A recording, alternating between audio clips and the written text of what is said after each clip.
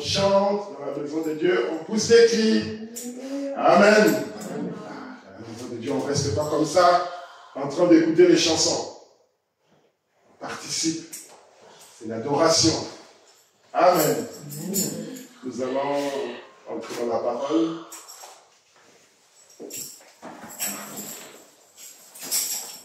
Nous allons prendre aujourd'hui dans Marc.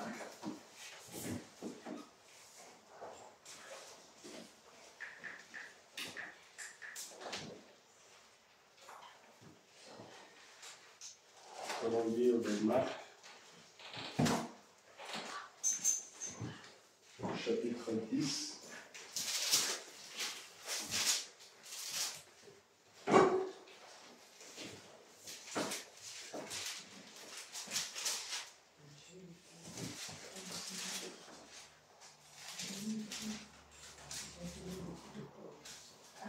Marc chapitre 10, nous allons commencer au verset 46.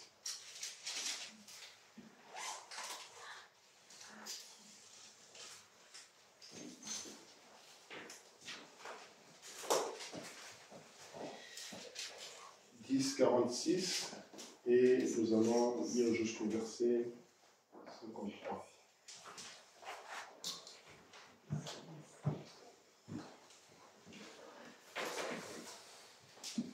Ils arrivèrent à Jéricho et lorsque Jésus sortit avec ses disciples et une assez grande foule, le fils de Timée, Bartimée, mendiant aveugle, était assis au bord du chemin. Il entendit que c'était Jésus de Nazareth et il s'est mis à crier, « Fils de David,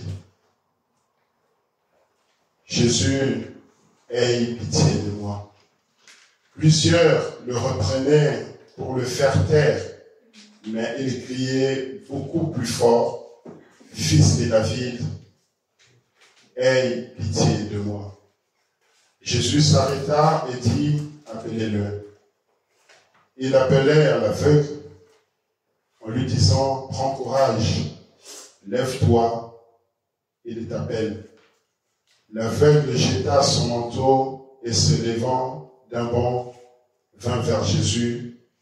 Jésus, prenant la parole, lui dit, « Que veux-tu que je te fasse ?» « Rabboni, lui répondit l'aveugle, « que je recouvre la vue. » Et Jésus lui dit, « Va, ta foi t'a sauvé. » Aussitôt, il recouvra la vue et suivit Jésus dans le chemin. Éternel Dieu, notre Père, ces Écritures sont certainement vraies, Père bien-aimé. Et nous voulons nous appuyer ce matin pour partager, Seigneur notre Père, ces grands témoignages qui est écrit dans la Bible. Et nous croyons que cela va nous aider, va nous fortifier, va nous encourager. Père Céleste, viens interpréter ta propre parole, puisque nous ne sommes que des humains. Nous pouvons parler comme des êtres humains, mais que cette parole, Seigneur notre Roi, devienne une réalité dans nos vies. Que ton nom soit béni. Au nom de Jésus-Christ, prends possession de cette assemblée et soutiens chacun de nous. Au nom de Jésus-Christ, j'ai ainsi pris de demander. Amen. Amen. Vous pouvez vous asseoir. Vous allez à l'église, Donata, au Congo? Oui. Vous allez à l'église? Oui. Ah, ok.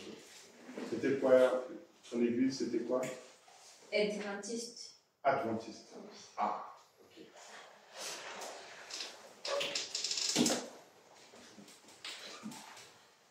Nous connaissons que la Bible, c'est un livre de Dieu. C'est la parole de Dieu. Et de tous les livres qui existent dans le monde, c'est le seul livre qui dit des choses exactes. C'est la Bible qui dit des choses qui se sont passées, qui se passent et qui vont se passer de manière exacte et réelle.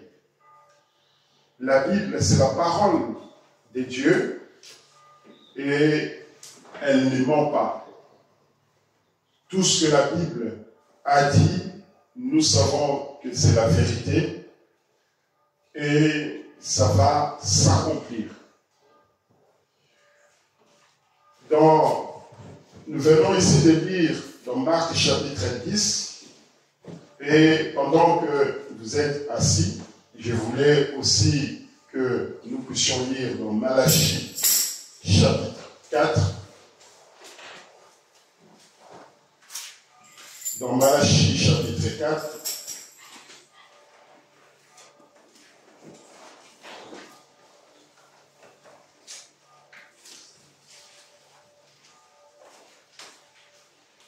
dans Malachie chapitre 4, il a été dit, car voici le jour vient ardent comme une fournaise, tous les hautains et tous les méchants seront comme du chaume. Le jour qui vient les embrasera, dit l'Éternel des armées. Il ne leur laissera ni racine ni rameau. Dans la Bible, on est en train de nous dire qu'il y aura un jour qui va venir, un jour où tout va être détruit, où tout va être anéanti. Comme nous l'avons dit, la Bible, c'est un livre prophétique qui dit des choses qui se sont passées, qui nous enseigne des choses qui sont en train d'arriver, mais aussi qui nous dit des choses qui vont arriver. Et il y avait une promesse qui avait été donnée dans ce livre de Malachie chapitre 4, où la Bible nous dit qu'un jour vient où Dieu va détruire le monde. Et lorsque nous sommes en train de voir ce qui se passe aujourd'hui dans le monde, il y a toujours eu des guerres et des guerres et des guerres. À l'est où Donata elle est venue, il y a la guerre là-bas. À l'est de l'Ukraine, il y a la guerre là-bas. Vers Israël, la Syrie, la Palestine, Gaza, le Liban, il y a des guerres là-bas. Mais ici, la parole nous dit que cette guerre ou cette destruction, ça ne sera pas juste dans un bout ou dans une partie du monde, mais ça sera tous les méchants. Les méchants qui sont en France, les méchants qui sont aux États-Unis, les méchants qui sont au Congo, les méchants qui sont en Angola, les méchants qui sont en Russie, tous les méchants vont être détruits. Ils seront tous anéantis. Donc, la guerre que nous voyons de part et d'autre, à un moment donné, ça va être généralisé. Et il y a déjà eu la Première Guerre mondiale, il y a déjà eu la Deuxième Guerre mondiale, et certainement nous avions vu que pendant la Première et la Deuxième Guerre mondiale, il y a eu la destruction du monde. Beaucoup de pays ont été ravagés. Beaucoup de gens sont morts pendant toutes ces périodes-là. Mais la Troisième Guerre mondiale, ça sera la guerre où il n'en restera plus rien. C'est ce que la Bible nous dit ici. Le jour qui vient les embrassera, dit l'Éternel des armées. Il ne leur laissera ni racine ni rameau. Mais pour vous qui craignez mon nom, se lèvera le soleil de la justice. L'Éternel va détruire le méchant, mais il y aura le groupe des gens qui aiment l'Éternel. C'est comme un père qui aime ses enfants. Et il ne laissera pas que ces enfants-là tombent dans une embuscade, ou que ces enfants-là meurent, ou que ces enfants-là se retrouvent dans une situation difficile. Un véritable père, il va faire en sorte que ses enfants soient épargnés, les enfants soient sauvés. Est-ce que vous me suivez? Et c'est ce que la Bible nous dit. Mais pour vous qui craignez mon nom, se lèvera le soleil de la justice, et la guérison sera sous ses ailes. Dieu nous a promis que pour ses enfants, pour les gens qui aiment le nom de l'Éternel, pour les gens qui aiment Jésus-Christ, pour les gens qui aiment la Bible, pour les gens qui aiment le message, ils ne seront pas détruits. Ils ne seront pas rasés comme le méchant. Mais ceux-là, ils auront la grâce de Dieu. Ils auront un moyen pour s'échapper. Vous sortirez et vous sauterez comme le veau d'une étable. Et vous foulerez les méchants, car ils seront comme de la cendre sous la plante de vos pieds au jour que je prépare, dit l'Éternel des armées. Souvenez-vous de la loi de Moïse, mon serviteur, auquel je prescris en Horeb, pour tout Israël, des préceptes et des ordonnances. Qu'est-ce qui s'était passé en Horeb? C'est que Dieu était descendu et il a rencontré un homme qui était comme vous et moi, mais qui était un homme spécial que Dieu avait choisi. Et Dieu lui a demandé d'aller à la montagne, en Horeb, pour qu'il puisse recevoir un message.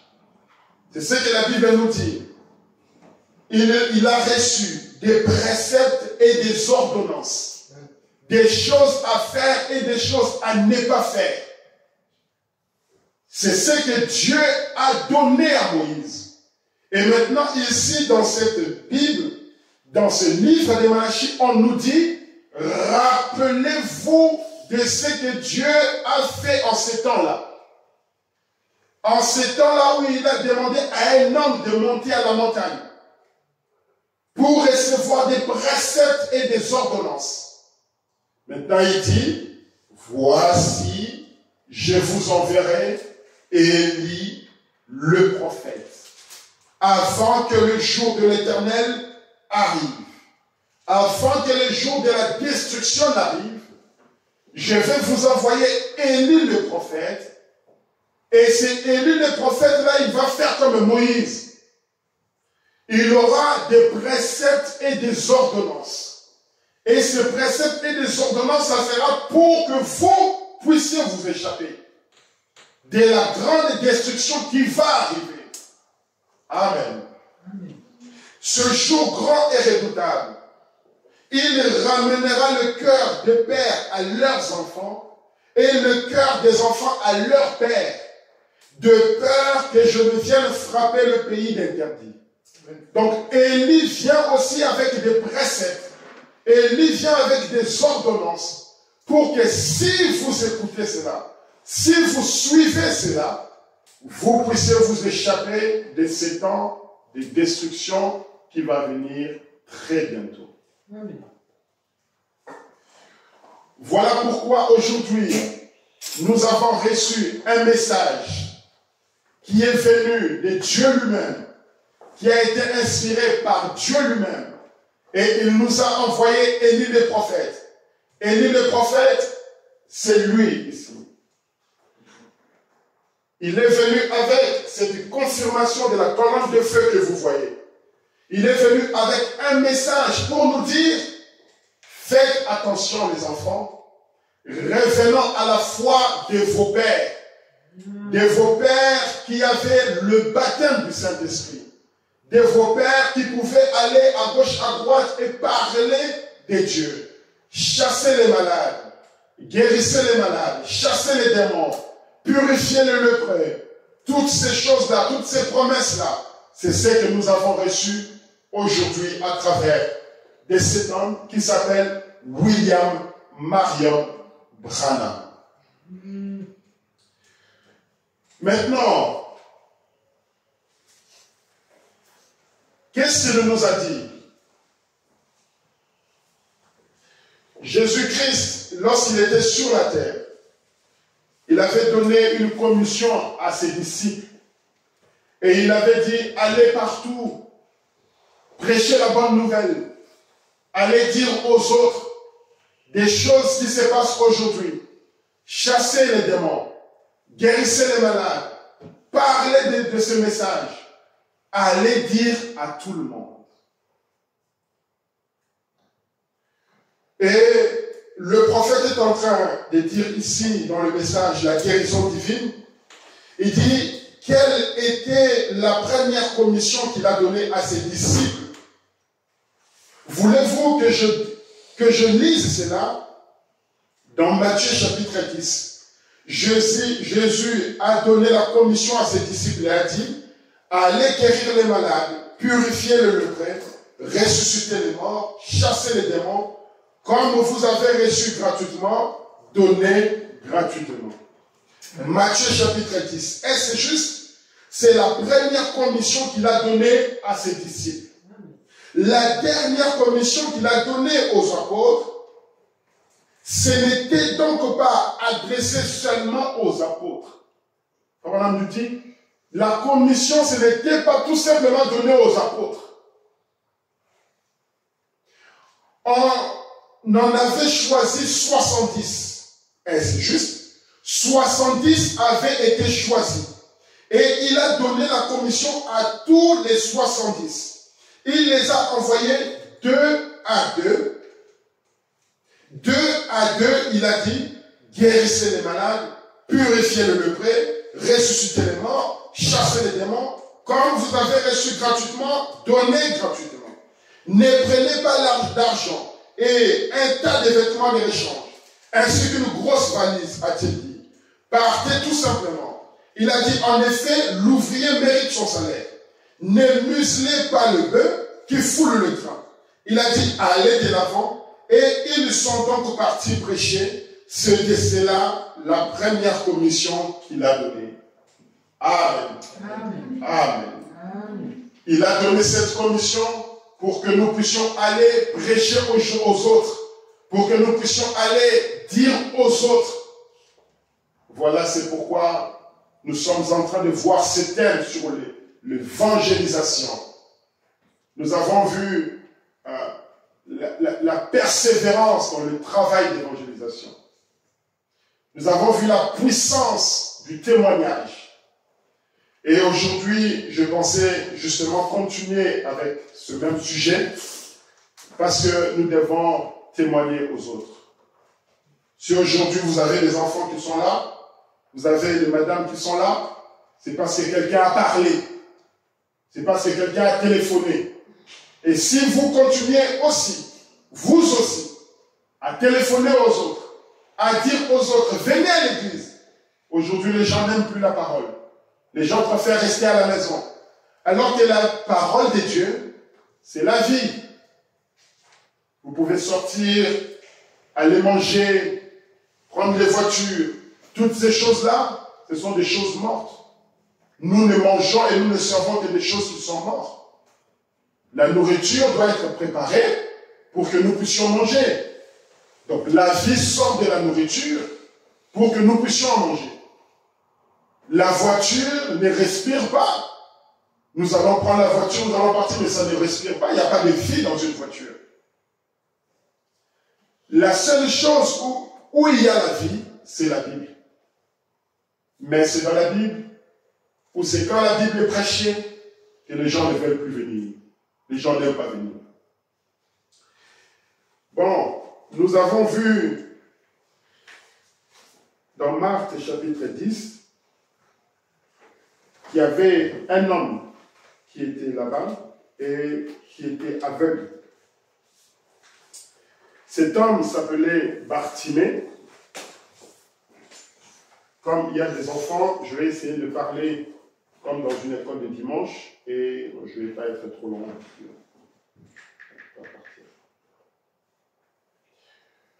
Cet homme était aveugle et ça faisait longtemps qu'il était aveugle. Mais, comme nous l'avons vu le dimanche dernier,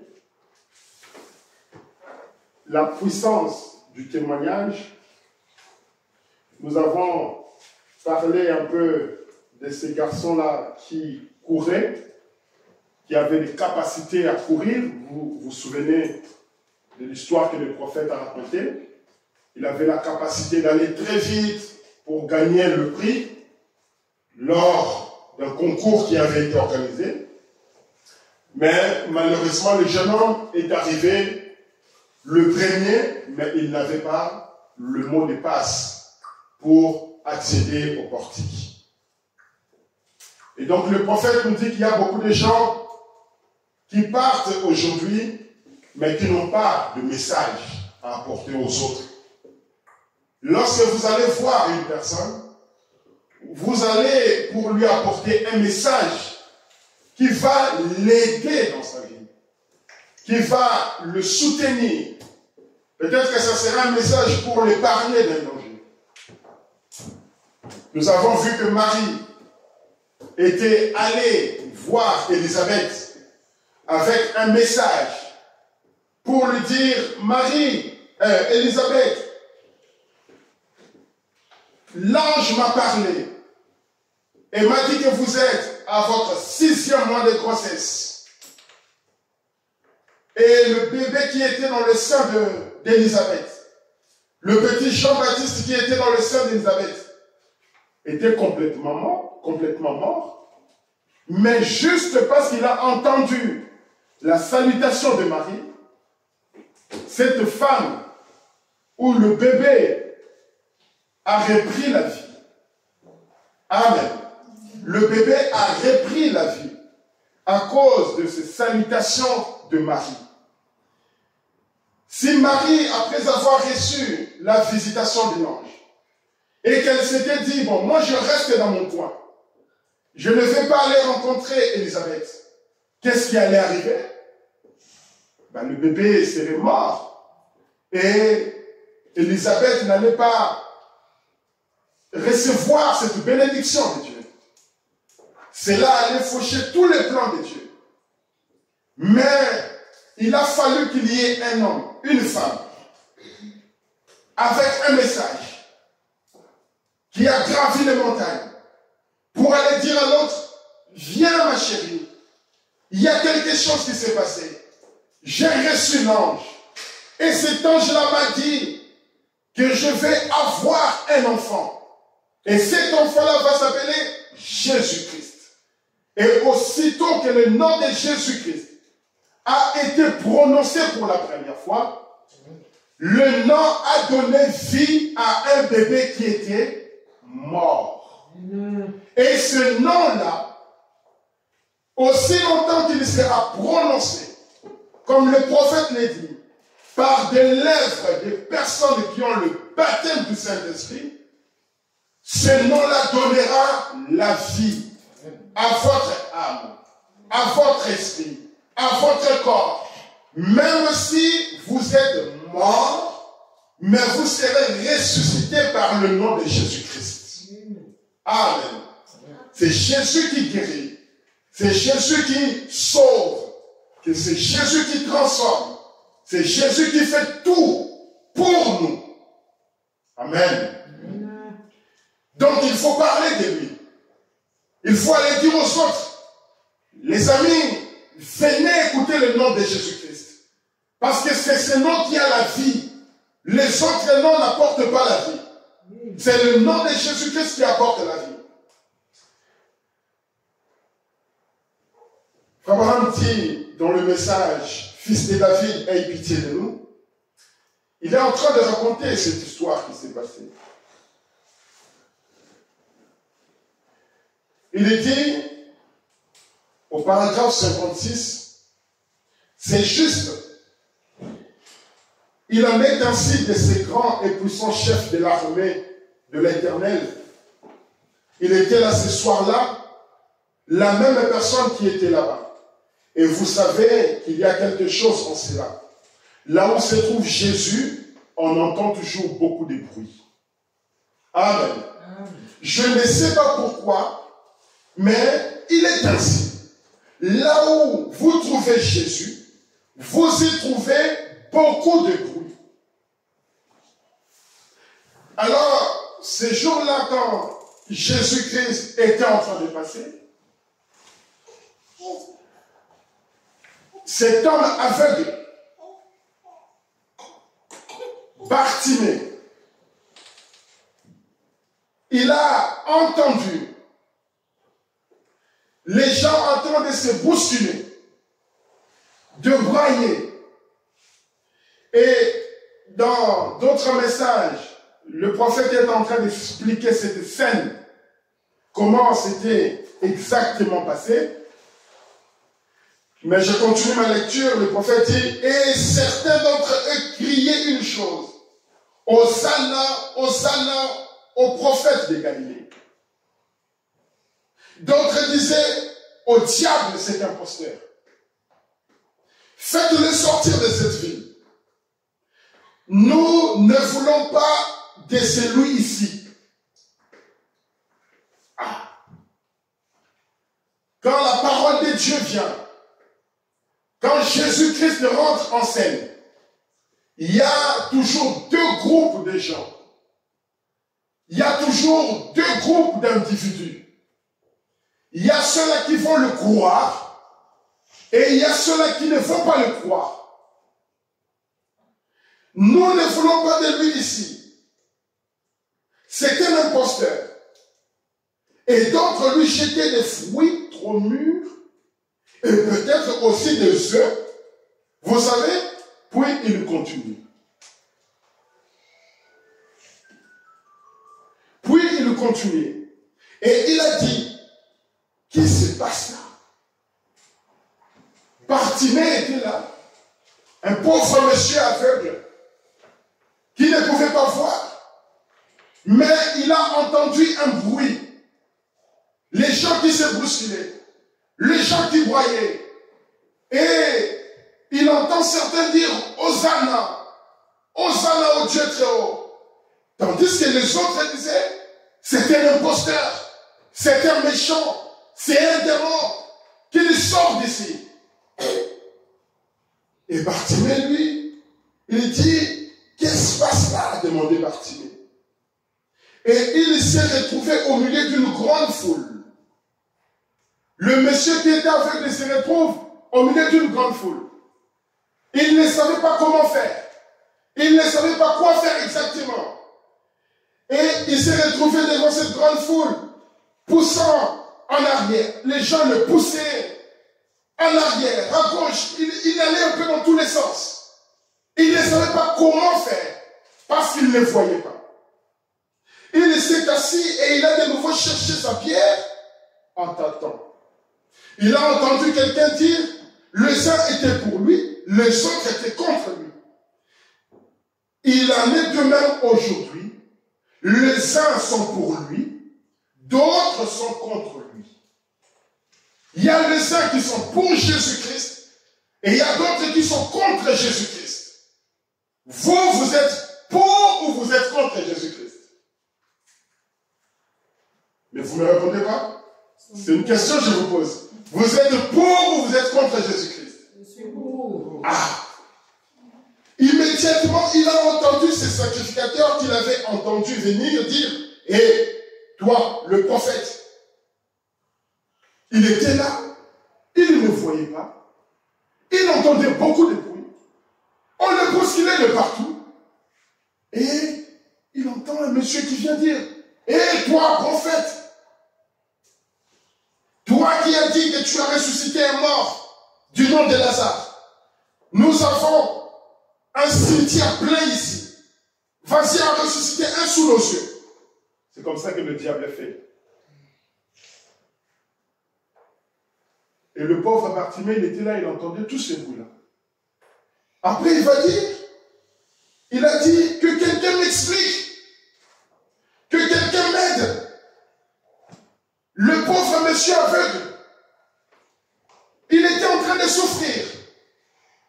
Comme certains parmi nous aujourd'hui, nous avons besoin de beaucoup de choses. De la guérison, de l'intelligence, d'une promotion, d'un mari ou d'une femme. Nous avons beaucoup de besoins.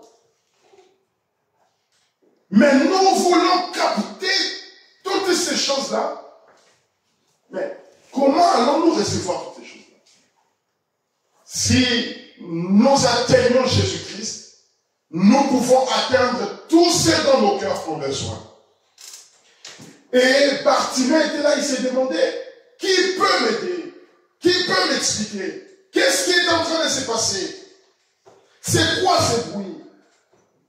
Et maintenant, écoutez le prophète qui dit, cela a dû être une jeune femme. Elle a vu le pauvre vieil homme étendu là. Et elle l'a relevé. Amen. Amen. Une pauvre femme, une jeune femme, a entendu, a vu la souffrance de cet homme Bartimée. Et elle a senti une compassion dans son cœur. Elle est allée au secours de cet homme.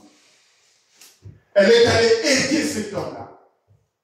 Elle est allée témoigner auprès de cet homme-là.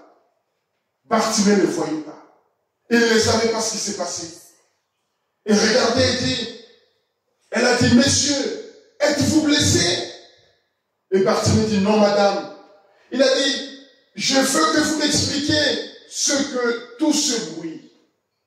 Oh, a-t-elle dit, c'est Jésus de Nazareth qui passe. Eh bien, c'est qui Jésus de Nazareth? Amen. Bartimée ne savait pas, il dit, mais c'est qui Jésus de Nazareth? L'évangélisation, le témoignage. Donner un témoignage à quelqu'un qui n'a jamais entendu parler de Jésus-Christ. Du message. Il dit, mais c'est qui Jésus de Nazareth? N'êtes-vous pas un Israélite? La femme lui pose la question, n'êtes-vous pas un Israélite? Il dit, si. Eh bien, voyez-vous, je suis une servante de Jésus-Christ de Nazareth. Amen. Je suis une servante de Jésus-Christ de Nazareth. Si vous aussi vous êtes un serviteur de Dieu, si vous aussi vous êtes une servante de Dieu, vous allez donner le message à quelqu'un qui n'a jamais entendu parler de la parole. Comme Bartimée, un aveugle, qui n'avait jamais entendu parler de Jésus. Il dit, mais c'est qui Jésus de Nazareth? On lui pose la question, n'es-tu pas israélite? N'es-tu pas un croyant? N'es-tu pas un chrétien? Et tu n'as jamais entendu parler de Malachie chapitre 4? Et tu n'as jamais entendu parler du prophète William Marion Branham? Et n'as-tu jamais entendu parler des enlèvements et de ces mystères de cette sceaux? Amen. Un chrétien aveugle. Un chrétien qui ne savait plus où il se trouvait. C'est comme le prophète est en train de nous expliquer qu'il est parti une fois quelque part et il a trouvé un aigle qui était emprisonné dans un enclos. Il dit que c'était une scène pathétique. C'était quelque chose d'horrible que je ne pouvais jamais voir comme cela. Il dit cet aigle-là, c'est une grande aigle qui était fait pour vivre dans les hauteurs, qui est fait pour vivre dans la liberté de la nature. Mais il était enfermé dans un petit endroit. Et ce petit aigle-là, il essayait de s'évader. Il essayait d'en sortir de ces lieux. Mais il ne pouvait pas. Il s'est cogné à gauche. Il s'est cogné à droite. Il n'était pas libre du tout. Amen. C'est comme les chrétiens aujourd'hui. Ils ne sont pas libres aujourd'hui.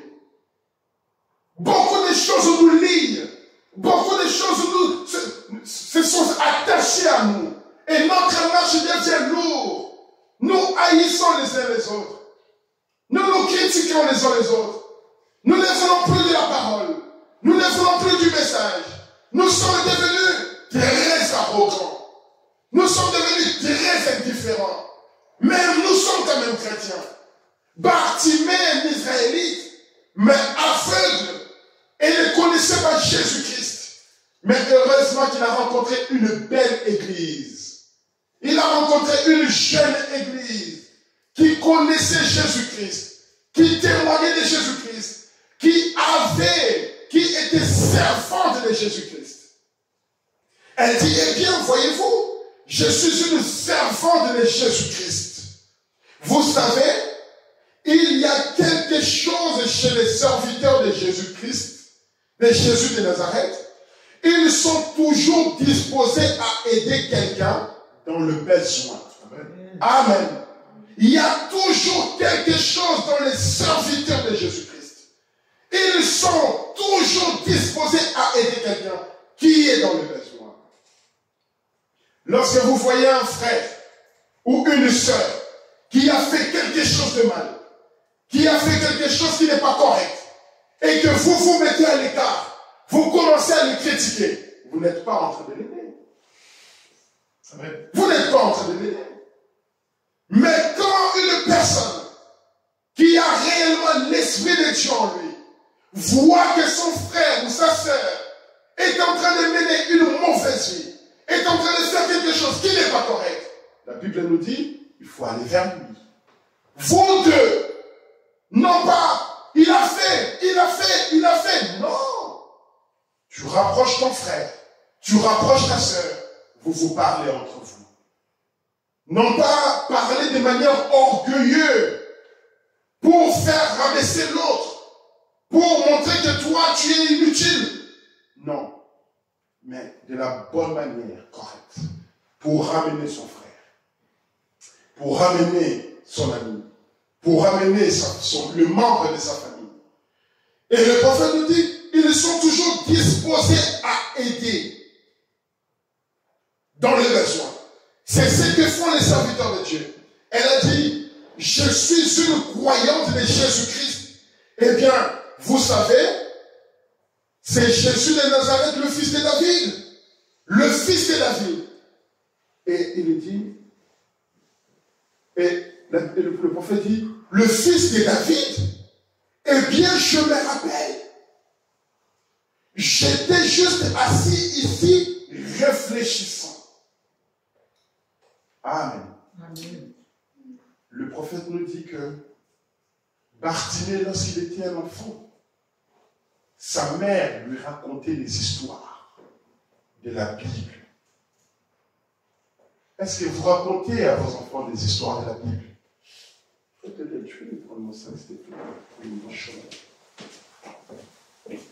Est-ce que vous racontez à vos enfants des histoires de la Bible?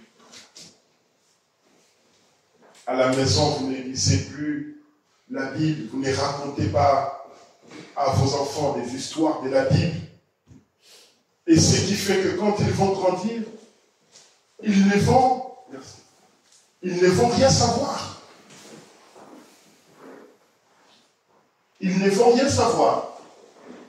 Mais si vous pouvez prendre vos enfants, leur parler de la Bible, du message, vous verrez que lorsque ces enfants-là vont grandir,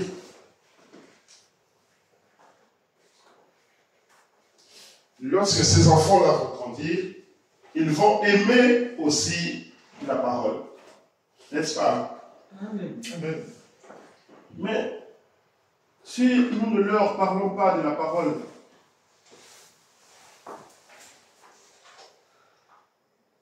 rien. J'ai l'impression que j'ai oublié cette brochure à la maison. Donc je l'avais bien préparée.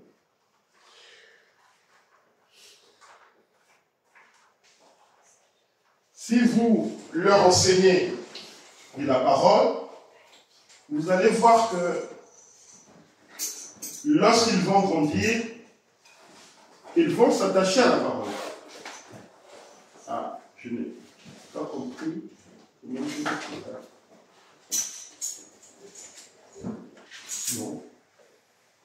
que je l'ai dit ça à la maison. Mais le prophète est en train de dire,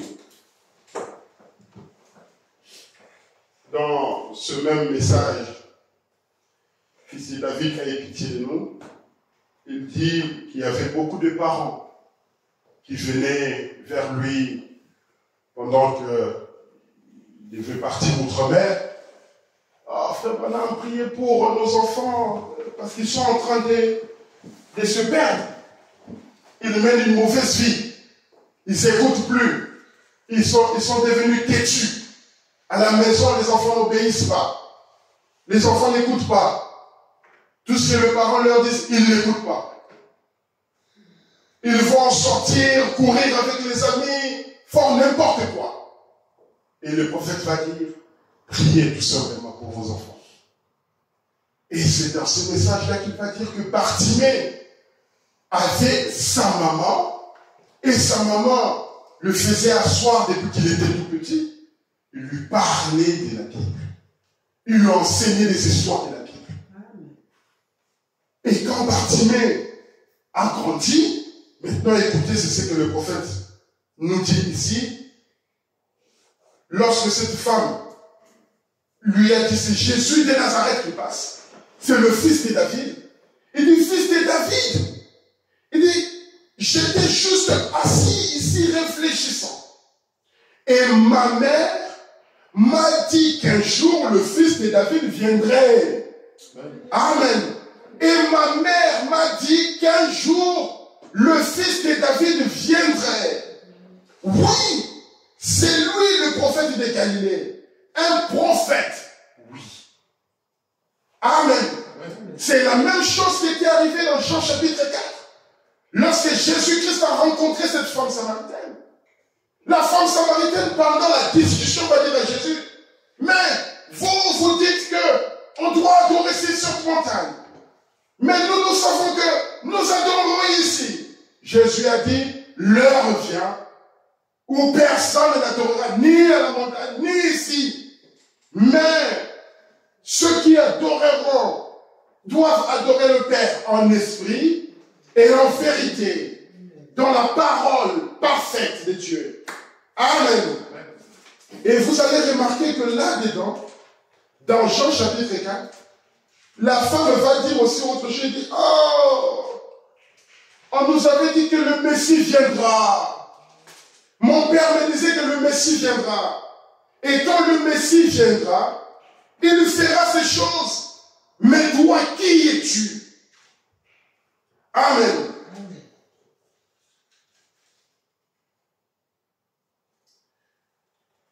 Il dit, prenons un peu nos Bibles dans Jean chapitre 4.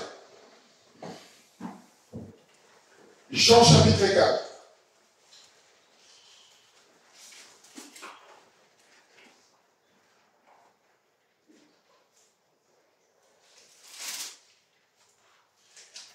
Est-ce que vous êtes là? Oui. Jean chapitre 4. Si nous commençons au verset 13, Jésus lui répondit, quiconque boit de cette eau aura encore soif. Mais celui qui boira de l'eau que je lui donnerai n'aura jamais soif. Et l'eau que je lui donnerai deviendra en lui une source d'eau qui jaillira jusque dans la vie éternelle. La femme lui dit, Seigneur, donne-moi de cette eau afin que je n'aie plus soif et que je ne vienne plus puiser ici. Va, lui dit Jésus, appelle ton mari et viens ici.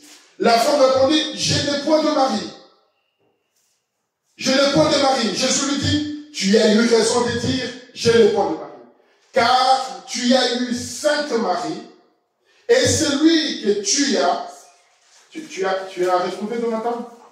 Jean chapitre 4, tu as retrouvé? Ah oui. Jean chapitre 4, verset 18. Car tu as eu 5 maris, et celui que tu as maintenant n'est pas ton mari. En cela, tu as dit vrai, la Bible lui dit. Seigneur, lui dit la femme, je vois que tu es prophète. Nos pères ont adoré sur cette montagne. Et vous dites, vous, que le lieu où il faut adorer est à Jérusalem.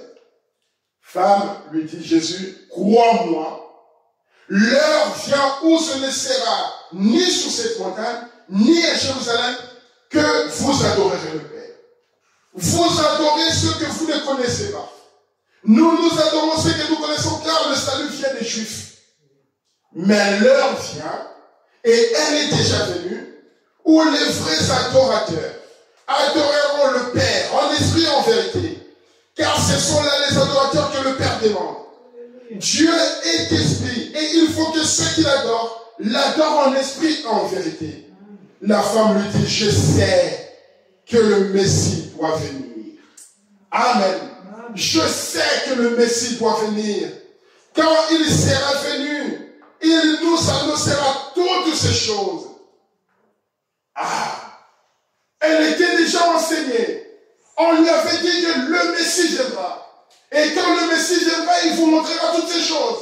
Elle était étonnée de voir, mais comment un homme comme toi, tu es capable de me dire des choses que je fais? Un homme normal ne peut pas savoir ce que je fais. Mais toi, qui es-tu? Comment il arrive que tu me parles des choses comme cela? Je sais que le Messie doit venir. Et quand il viendra, ce sont ces choses qu'il va faire. Quand il sera venu, il nous annoncera toutes ces choses. Jésus lui dit, je le suis, moi qui te parle. Amen. Alors la femme, ayant laissé sa cruche, s'en alla dans la ville et dit aux gens, venez voir un homme qui m'a dit, tout ce que je fais ne serait-ce point le Christ. Amen. Maintenant, elle nous court parce que déjà elle avait une base. On lui avait enseigné que le Messie viendra. Et quand le Messie viendra, il vous fera ces choses. Il vous parlera de ces choses. Il vous discernera l'esprit. Et elle avait ça. Et quand il s'est retrouvé en face d'un homme qui lui dit des choses qui étaient déjà prédites, maintenant, elle lui dit, n'es-tu pas cet homme-là? Et Jésus a dit, je le suis moi qui te parle. Amen. La même chose avec Bartimée. Bartimée, sa mère l'avait pris depuis qu'il était un tout petit enfant. Il lui enseignait la parole. Il lui parlait de la Bible. Il lui montrait ces choses. Il lui disait que regardez mon fils. Un jour le fils de David viendra. Un jour le fils de David viendra. Alors nos peines cesseront. Nos difficultés vont terminer. Maintenant là, il était aveugle. Il n'avait personne pour l'aider. Et cette jeune femme qui était servante de Jésus-Christ de Nazareth, elle est venue pour l'aider. Comme toi aussi, mon frère. Tu peux aller aider quelqu'un à l'école. Tu peux aller aider quelqu'un au travail. Tu peux aller aider quelqu'un dans la rue. Le prendre pour venir. Tu ne sais pas. Peut-être qu'il a déjà entendu parler de Malachie chapitre 4. Et il va arriver et dire, oh, mon père me parlait de Malachie chapitre 4. Mon père me parlait d'Élie le prophète. Mais je ne comprenais pas ce qui est Élie le prophète. Bartimée avait entendu parler des fils de David. Mais il ne connaissait pas Jésus de Nazareth. Amen. Il ne connaissait pas Jésus de Nazareth. Et cette femme est venue lui dire, c'est Jésus de Nazareth. Mais c'est qui Jésus de Nazareth? Ben c'est le fils de David. Oh, fils de David. Oh, mes frères et sœurs. Fils de David. J'étais justement ici en réfléchissant. Et ma mère m'a dit qu'un jour le fils de David viendrait. Oui, c'est lui le prophète de Galilée. Un prophète? Oui, un prophète. Et la femme a continué à expliquer à Bartimée, à lui dire, regarde Bartimée, c'est Jésus de Nazareth dont je suis en train de te parler. Un jour, il était parti quelque part. Et il y avait un monsieur qui s'appelait Zachée. Ce monsieur-là avait sa femme. Avait une femme qui aimait Dieu, qui craignait Dieu. Mais Zachée ne voulait pas écouter. Zachée ne voulait pas écouter. Et un jour, Zachée, pendant qu'il était contre que sa femme aille à l'église, Jésus de Nazareth. Mais la femme s'est mise à prier pour Zachée. La femme a prié pour Zachée. La femme a prié pour Zachée. Et la prière de la sœur Rebecca, comme le prophète l'appelle, a commencé à tourmenter le cœur de Zachée. Et un jour, Zachée apprend que Jésus-Christ va passer par là. Qu'est-ce qu'il fait, Zachée? Il dit, maintenant je vais aller le rencontrer. La prière d'une femme qui a fait un travail a amené Zachée à pouvoir se déplacer. Et pendant qu'il s'est déplacé, il dit, mais je suis trop court, comment je vais arriver à voir cet homme de Jésus-Christ? Il monte sur un arbre. Pendant que lui, il savait, il dit, je vais me cacher là, il ne me verra pas. Mais le Fils de Dieu, il connaît toutes choses. Il arrive juste en dessous de l'arbre, il dit, Zachée, descends. Amen. Il te connaît. Jésus-Christ te connaît. Il connaît ton cœur. Et regardez, il dit, Bartimée. Donc cette femme-là a essayé de parler à Bartimée. Tout ce que Jésus-Christ de Nazareth a fait. Elle a commencé à témoigner de Jésus-Christ. Puisqu'elle était la servante de Jésus-Christ. Elle a commencé à parler de Jésus-Christ. Comme toi aussi, tu peux parler de Jésus-Christ. Oh, alors il a dit, je suis Bartimée. Eh bien, Bartimée, il a marché jusque précisément en dessous de l'arbre. Zachée, il a marché précisément en dessous de l'arbre. Et Jésus a dit à Zachée, descends. Maintenant, écoutez, Bartimée, la femme a dit à Bartimée, Bartimée, pourriez-vous croire que ce fils de David, oui, c'est ça qu'il fera. La femme me pose la question à Bartimée. Bartimée, par rapport à toute l'histoire que je t'ai décrite, par rapport à ces témoignages que je t'ai donnés sur Jésus-Christ de Nazareth, crois-tu que c'est Jésus de Nazareth? Si tu le rencontres, il va te guérir, il va ouvrir tes yeux. Bartimée dit, oui, c'est ça qu'il fera. Et Bartimée dit, où se trouve-t-il? Il est déjà plus loin sur la rue, là. Maintenant, il a sauté et il a jeté son manteau par terre. Oh, fils de David, aie pitié de moi. Oh, fils de David, aie pitié de moi. Une femme qui a évangélisé un homme qui avait une base depuis son enfance. Enseignez à vos enfants à lire la Bible. Enseignez à vos enfants à lire la parole.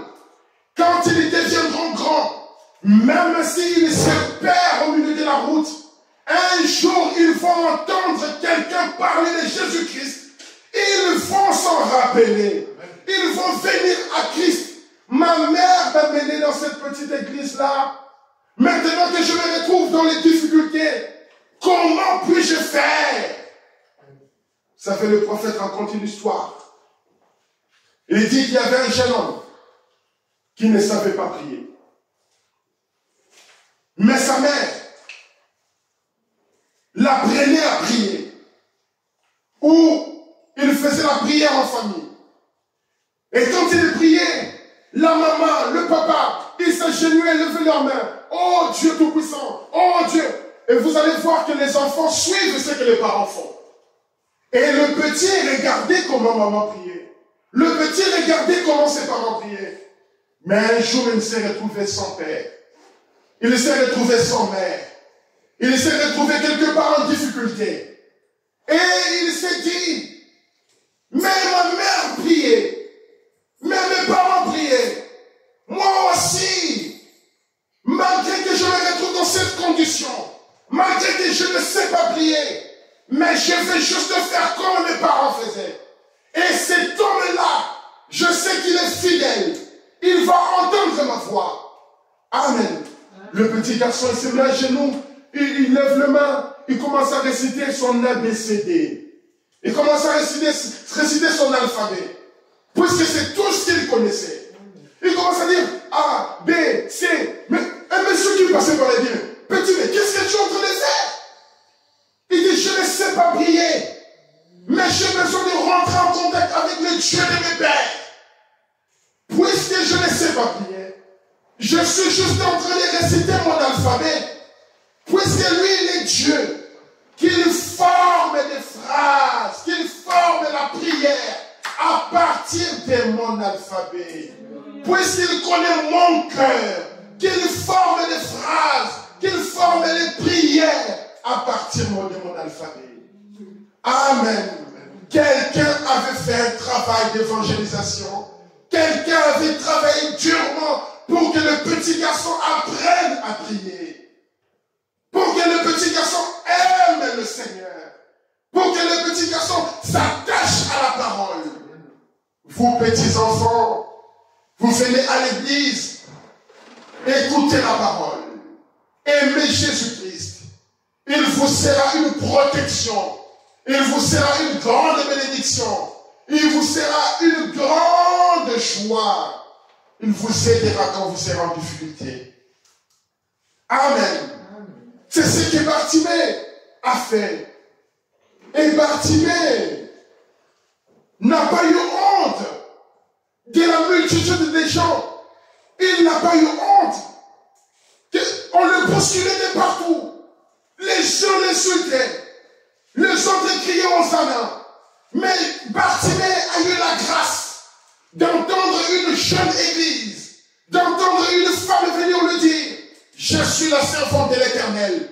Crois-tu à ce Jésus de Nazareth? Et il a dit, je le crois de tout mon cœur. Et il s'est mis à crier, oh fils de David, aie pitié de moi. Oh fils de David, aie pitié de moi. Amen. Il était déjà arrivé très loin. Le prophète nous dit, sa dernière chance. C'était sa dernière chance. Il passait là. Il était déjà passé. Et comment pourrait-il attendre que ce pauvre vieil aveugle insignifiant, et les gens disaient, assieds-toi, assieds-toi, n'écris pas comme ça, assieds-toi. Il a déjà descendu la route. Alors sans doute que Bartimée a dit, il est le Messie. Bartimée s'est dit, il est le Messie. Je sais que quand le Messie viendra, ce sont ces choses qu'il fera. Il va discerner le pensée de nos cœurs. Il va nous accorder la guérison à notre maladie. Il va transformer nos vies. Il va nous changer. Amen. C'est ça ce que le Messie nous fait. Je sais qu'il est le seul moyen pour que je puisse l'attraper maintenant.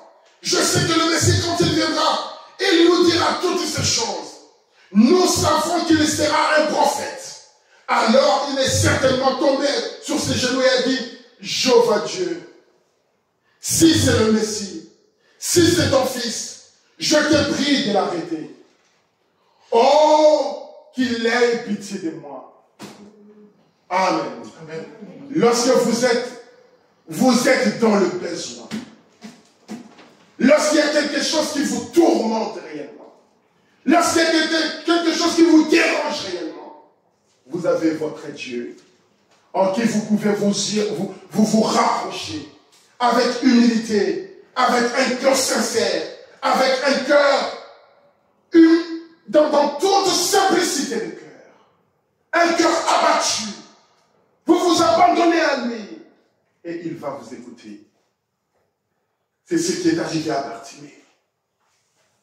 Jésus, il dit, et Jésus s'arrêta.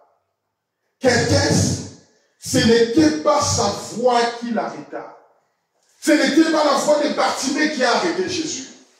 Mais sa foi l'arrêta. Amen. Lorsque Jésus-Christ est arrivé devant Bartimée, il ne lui a pas dit que j'ai entendu ta voix et je me suis arrêté. Non.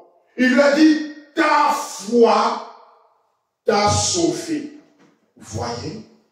C'est la foi de Bartimée qui a sauvé Bartimée. Parce qu'il a crié à Dieu. Il a crié à Jésus-Christ. Il a crié au roi des rois par la foi. Amen. Amen. Puisqu'il y avait une femme qui était disposée à l'aider. Parce que sa mère lui avait parlé quand il était jeune.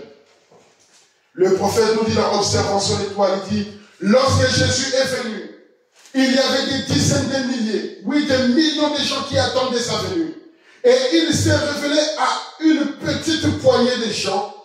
Vous voyez, à ceux qui attendent quelque chose, ceux qui ont une pulsation dans leur cœur, un battement, qui attendent, qui désirent ardemment que quelque chose se produise.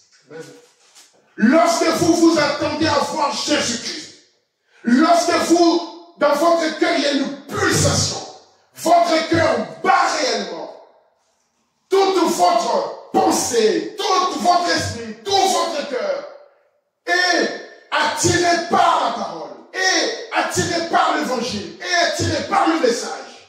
Vous avez vraiment en vous une soif. Vous avez vraiment en vous, vous êtes poussé à bout. Vous voulez rencontrer Jésus-Christ, c'est là que vous allez le voir. Amen. C'est là que vous allez le voir. Vous n'allez pas voir Jésus-Christ en étant devant votre écran, en train de regarder un film. Oh, regarde ce qu'il a fait, en train de rigoler. Il ne viendra pas comme ça. Il vient à ceux-là qui s'attendent à lui. Il vient à ceux-là qui le cherchent. Il vient à ceux-là qui ont un cœur qui palpite, qui bat pour lui. C'est à ceux-là qu'il vient. C'est pour ça aujourd'hui les gens, oh non, Dieu n'existe pas. Oh non, les miracles ont fini. Oh non, Dieu, il n'est plus réel. Il n'est plus réel parce que toi, tu n'es pas sérieux dans ce que tu fais. Toi, tu n'es pas logique dans ce que tu fais. Toi, tu ne les cherches pas. Un homme qui n'a pas le Saint-Esprit, c'est un homme animal, le prophète dit. Un homme animal, il n'a que l'instinct. Il n'a pas la sagesse, l'intelligence. Il n'a pas cette présence d'esprit pour savoir que ce que je fais est bien, ce que je fais, ce n'est pas bien. Amen. Et quand vous n'avez pas le Saint-Esprit, quand vous n'êtes pas dans votre bon sens, quand vous êtes là, votre esprit est agité à gauche, à droite, vous n'allez pas le voir. Il n'y aura pas ces désirs profonds dans votre cœur là pour pouvoir le rencontrer. Et il ne viendra jamais. Il vient à ceux-là qui s'attendent de le voir. Il vient là à ceux-là qui l'aiment, qui le cherchent. C'est à ceux-là qu'il vient. Amen. Amen. Il dit, c'est pour ceux qui croient que la chose se produira et qui attendent l'événement. C'est pour ceux-là que Jésus vient. Pour ceux qui aiment son apparition. Si vous aimez quelqu'un et que vous attendiez à ce qu'il apparaisse, vous prenez toutes les dispositions pour cela. Si on invite Emmanuel Macron, le président de la République, nous n'allons pas laisser la maison comme ça.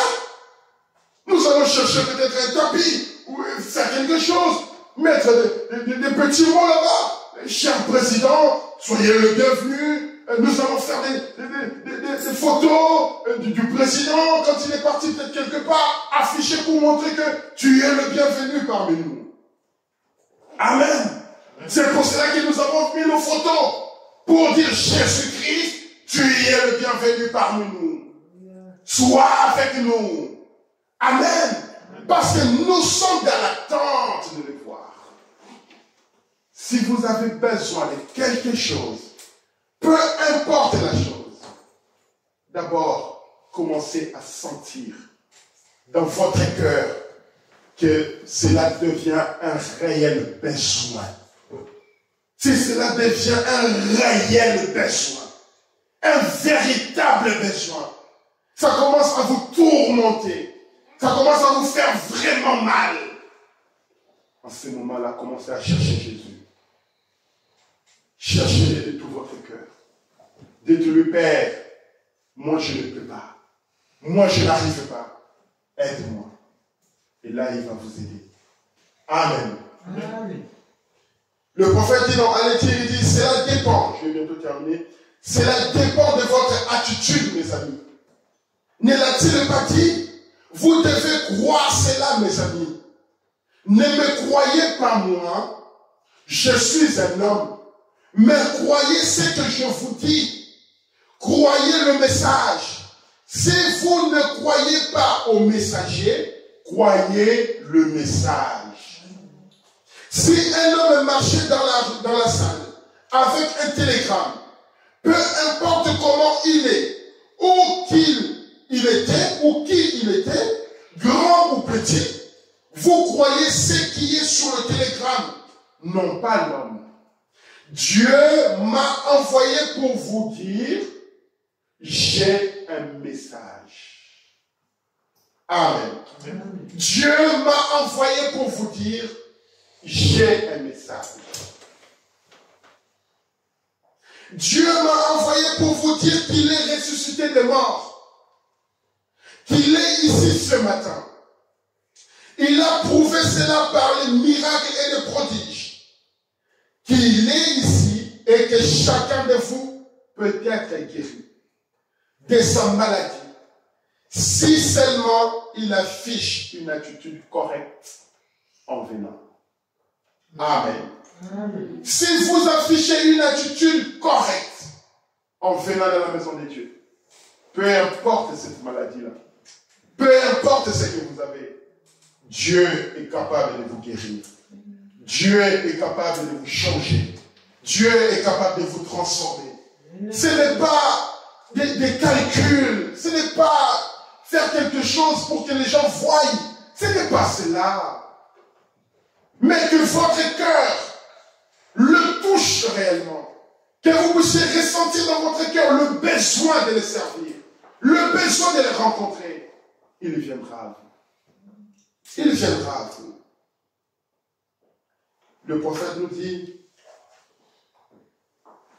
Seigneur, oh, combien nous aimons parler de toi. Seigneur, sachant que ce groupe auquel nous parlons ce soir, un jour là-bas, de l'autre côté du ciel, nous les rencontrerons de nouveau. Et nous allons savourer les bénédictions de Dieu lorsque nous atteindrons cette ville dont Dieu est l'architecte et le constructeur. Amen. Amen. Il n'y aura point d'ambulance dans cette ville-là. Il n'y aura point de cimetière juste aux abords de la ville. Il n'y aura jamais d'oraison funèbre qui sera prononcée dans cette ville. Il n'y aura jamais de péché dans cette ville-là. Car le péché ne peut pas y entrer. Il n'y aura point de maladie dans cette ville. On n'aura point besoin de médecins, ni de médicaments dans cette ville. Mais nous vivrons étant à sa ressemblance, changés à son image, rendus semblables à sa gloire, et nous serons avec lui éternellement. Amen. Oh Dieu, comment les hommes et les femmes peuvent-ils rejeter une telle chose? Ceci dit, nous prions Seigneur, qu'ils puissent regarder ce soir et se détourner de leurs pensées naturelles et laisser le Saint-Esprit entrer dans leur cœur et leur accorder une nouvelle manière de regarder afin qu'ils puissent regarder aux choses invisibles. Amen. Regarder aux choses invisibles. Ce soir, nous voyons la fin des temps. Maintenant, écoutez. Ce soir, nous voyons la fin des temps. On a dit, je vois une bombe là-bas. Je vois les cieux en feu et la terre en train de se consumer par la chaleur. Je suis en train de voir. Souvenez-vous ce que fera le Messie. Il te dira des choses que tu as fait dans ta vie. Mais il te dira aussi des choses à venir. Le prophète est en train de nous dire que Dieu m'a envoyé avec un message. Si vous ne voulez pas croire à un homme, croyez au message. Et ce que je suis en train de voir maintenant, c'est que le monde est en train de se consumer. Il y a une bombe qui est lancée là-bas. Et le ciel et la terre est en train de se consumer par la chaleur. Je vois des gens courir dans les rues ici, hurlant et pleurant. Mais c'est trop tard. Je suis en train de voir, mes amis, les gens en train de courir ici et là, hurlant et pleurant. Mais c'est trop tard. Exactement comme Noé a prêché et a cru, ce sera alors trop tard, Seigneur. Oh Dieu, je suis si heureux que nous ne puissions, que nous puissions voir au-delà de cela. Dieu nous a envoyé un prophète qui est capable de nous dire des choses à venir pour préparer nos cœurs, pour préparer nos âmes, pour préparer les jours qui viennent. Nous sommes si heureux, Seigneur, de ce que nous avons montré aux gens ce chemin. Amen. Nous sommes si heureux d'avoir montré aux gens ce chemin, d'avoir fait l'œuvre d'évangélisation, d'avoir été assez brave pour aller dire aux autres, voilà ce que Dieu a préparé en ces temps de la fin. Venez les amis écouter la parole. Recevez le baptême du Saint-Esprit. Recevez Jésus-Christ dans votre cœur. Recevez cette parole dans votre âme qui va vous faire en sorte que vous ne puissiez pas tomber dans ce châtiment qui arrive. Avant la fin de la semaine ou la semaine prochaine, je vais beaucoup prêcher sur ces choses. La lourdeur d'esprit. Comment le monde a soufflé son souffle empoisonné au visage des gens. Ce qui les a séduits. Ils pensent être chrétiens, bon nombre d'entre eux, alors qu'ils ne le sont pas. Jésus a parlé des déceptions qu'il y aura là-bas. On dit, ne vous hasardez pas, mes amis. Vous n'aurez pas une autre occasion. Il n'y a que celle-ci. Peut-être que le simple fait de lever la main vers Dieu ce soir fera la différence. Une jeune fille a parlé à Bartimée. Si Bartimée avait fermé ses oreilles, si Bartimée avait dit, ah bon écoute, moi je ne crois pas, c'est Jésus, fils de David, il serait resté aveugle. Mais il a cru, il a accepté. Et il a couru, il a crié, et il a reçu sa bénédiction. Le prophète vous dit, ne vous hasardez pas les amis, le monde va être détruit. Le monde ici va être bientôt détruit.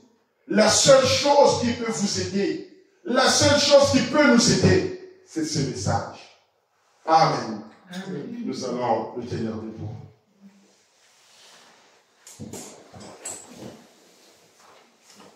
Madame dit, juste en venant dans la rue ce soir, j'ai vu un jeune homme qu'on a enlevé dans la rue. Il était broyé et mis en pièces. Il avait en quelque sorte perdu le contrôle de sa voiture et avait percuté une autre voiture. Et il saignait abondamment. Amen. Un enfant qui a perdu le contrôle dans sa voiture. Et il saignait abondamment. L'ambulance l'a ramassé et le jeune homme était étendu là, la bouche ouverte. Le sang coulant de ses yeux et de ses oreilles. On a mis une couverture sur lui.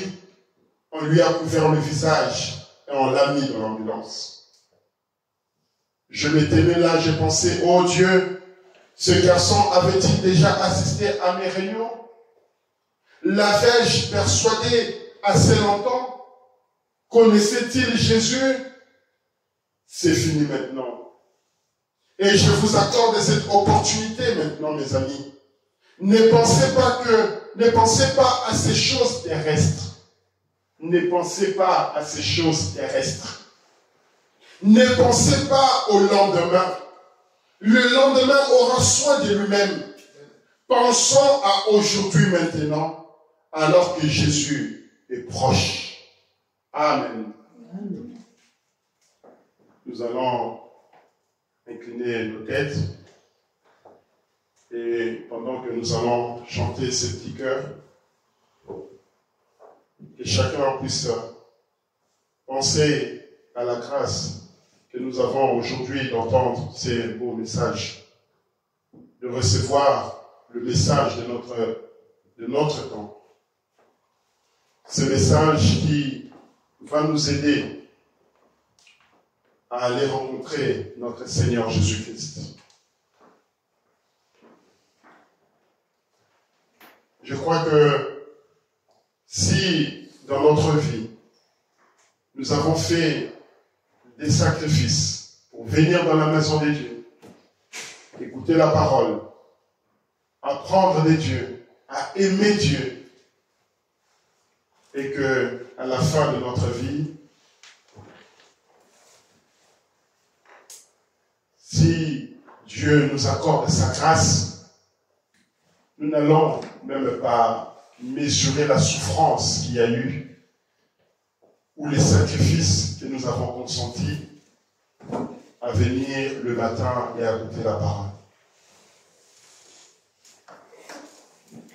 Ainsi, je vous invite à réfléchir, à méditer et à dire quelques mots à notre Dieu pendant que nous allons chanter ces petits chœurs. Agneau de Dieu, messager de la grâce, je veux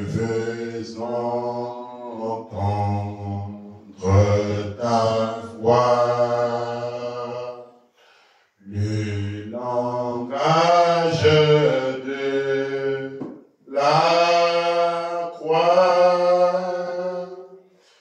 Pour toi j'ai fus livré, méprisé, maltraité, battu, meurtri, blessé, pour ton iniquité.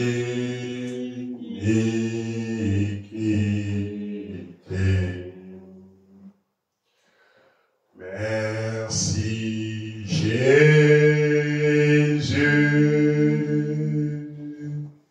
merci Jésus, merci Jésus,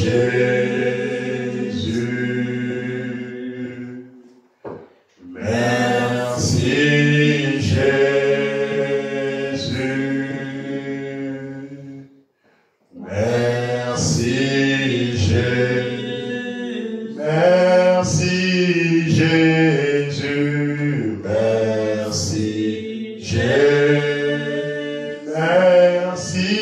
Jésus, merci Jésus, merci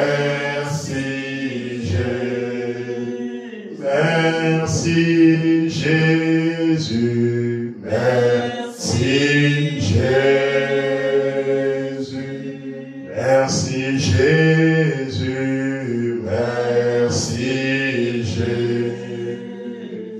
Et chacun lève sa voix et dit à notre Dieu.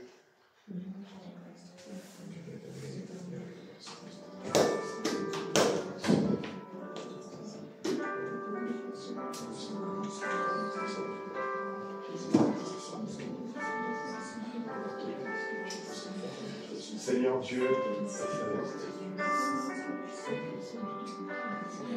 nous abandonnons ce sentiment, Seigneur. Nous croyons en toi pour la grâce que tu nous as accordée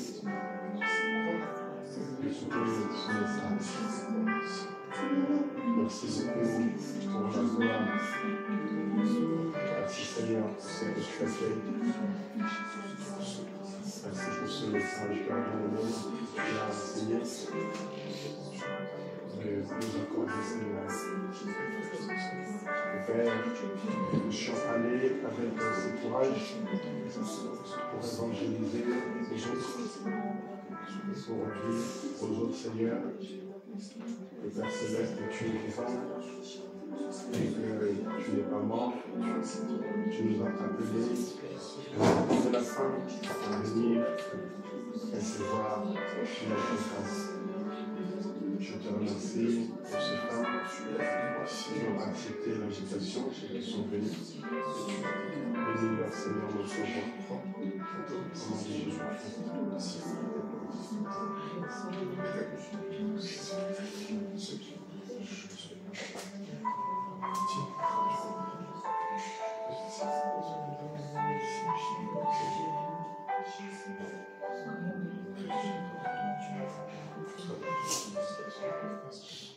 Ce monde joyeux service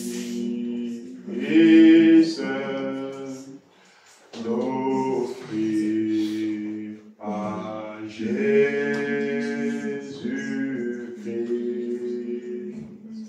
Oh, en vivant sacrifice, mon corps et mon esprit accepte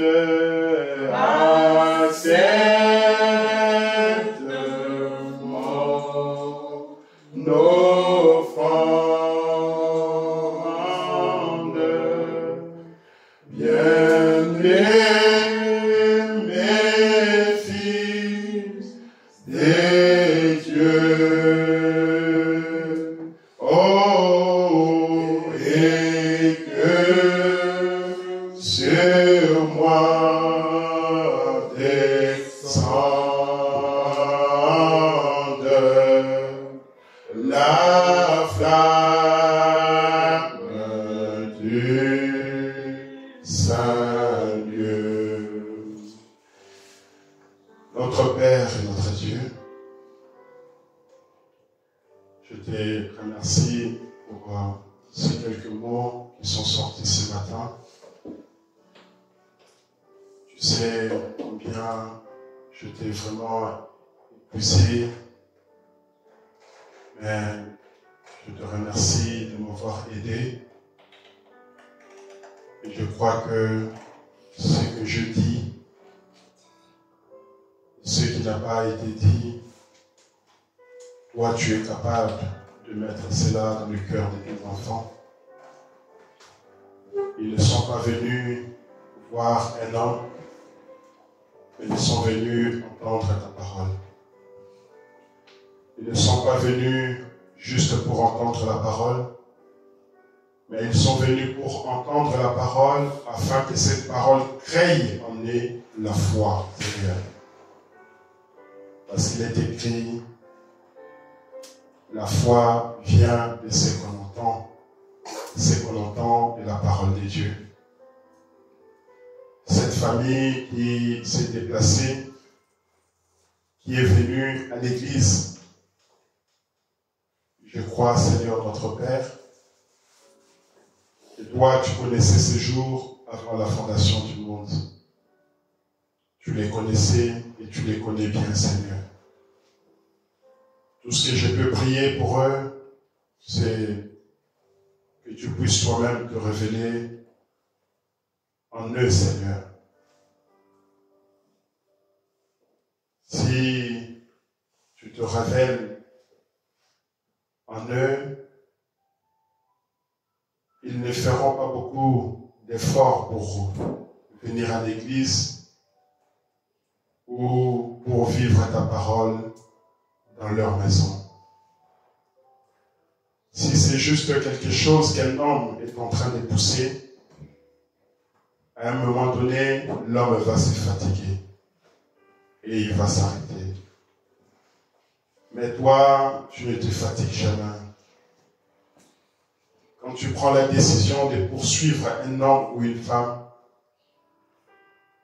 tu vas l'atteindre, Seigneur.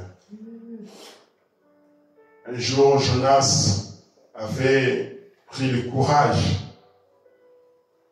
de fuir à la mission que tu lui avais confiée. Mais tu l'as poursuivi partout où il était parti. À un moment donné, il se retrouve dans le pétrin, dans les difficultés. Et même tous ceux qui étaient avec lui subissaient ce châtiment de Dieu envers cet homme. Il a regardé, il a dit, si vous ne voulez pas perdre toutes vos marchandises et vos vies, jetez-moi dans l'eau. Jetez-moi dans la mer. C'est moi qui suis le problème. Si un fils de Dieu prend le courage de te fuir, Seigneur, fais-le comme Jonas. Traite avec lui comme tu l'as fait avec William Branham. Un jour, le prophète, après qu'il se soit marié avec la sœur Hope, pendant que le Saint-Esprit lui envoyait aller vers les pentecôtistes, il a résisté à cause de la maman de la sœur Hope. Et tu lui as fait payer pour cela. Poursuis chacun de tes enfants. Et comme ton prophète l'a dit, s'il faut qu'il se retrouve sur le lit de l'hôpital, comme tu l'as fait avec Billy Paul, fais-le, Seigneur notre Père. Accorde-nous ta sémence, baptise-nous du Saint-Esprit. Si nous ne sommes pas baptisés, Seigneur, baptise-nous, Seigneur. Et si nous le sommes, remplis-nous encore, Seigneur, de ton Saint-Esprit. Nous voulons te servir tous les jours de notre vie, car nous t'aimons, Seigneur. Bénis cette Église et ce peuple, qu'ils partent avec le nom de Jésus-Christ, qu'ils partent avec la parole dans leur maison, qu'ils méditent sur le message, qu'ils méditent sur la parole, et que Dieu, tu puisses se révéler à chacun d'eux. Je les abandonne entre tes saintes mains, dans le nom tout-puissant de notre Seigneur et Sauveur Jésus-Christ. Je prie et demande. Amen. Merci beaucoup. Nous avons terminé pour aujourd'hui. Nous allons nous rencontrer dans la grâce de Dieu les dimanches prochains.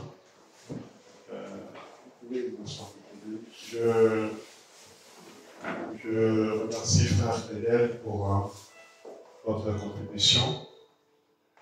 Nous avons toujours besoin de payer la salle, de payer l'électricité, et tout cela, en tant qu'homme, tout seul, je ne vais certainement pas y arriver. Il y a déjà beaucoup de dépenses pour venir ici. Donc, si vous avez quelque chose, et Dieu place quelque chose dans vos mains, ça nous aidera beaucoup. Et Dieu vous bénisse. Méditez de ces choses que nous sommes en train de parler. Il y a des brochures qui sont là-bas. Même si, je ne sais pas si tu lis à la maison, il y a des brochures. Tout le monde peut prendre des brochures et aller lire. Amen. Merci beaucoup. Que le Seigneur vous bénisse.